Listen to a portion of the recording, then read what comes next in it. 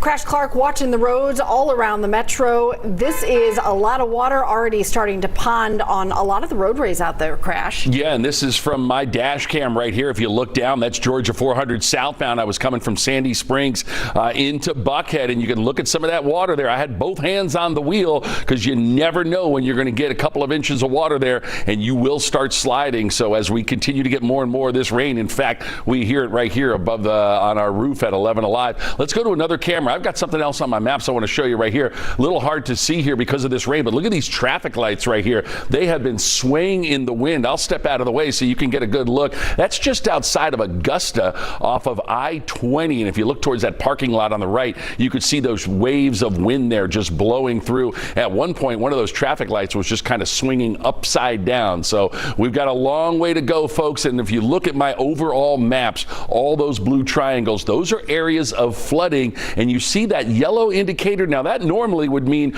okay, we've got some volume in traffic. That's just traffic that's now getting out on the roads going very slow, and that's exactly what we want. Okay, we've got some problems up here on Northside Drive at Sagamore. This is not only flooding, but they're reporting that manhole covers are also starting to pop up because of some of that flooding. So it's certainly something we want to be aware of. And again, interstates too are going to start to pond a little bit more. North Druid Hills at Lenox Park Drive, not only a tree down, but wires down, but thankfully on an unoccupied car. So that's the good news there. We knew we were going to get flooding here along this construction zone, 285 South and I-20 in DeKalb County, and that is exactly what we're looking at. A very familiar ramp in Clayton County on 75 North at 285. That one experiencing some flooding as well. And this is in my backyard right here in Sandy Springs. This is a sinkhole on Lake Forest Drive. Lake Forest closed in both directions between Wyuka and Barber Lane. If you need to travel anywhere near there, use Roswell Road. Look at this rain coming down.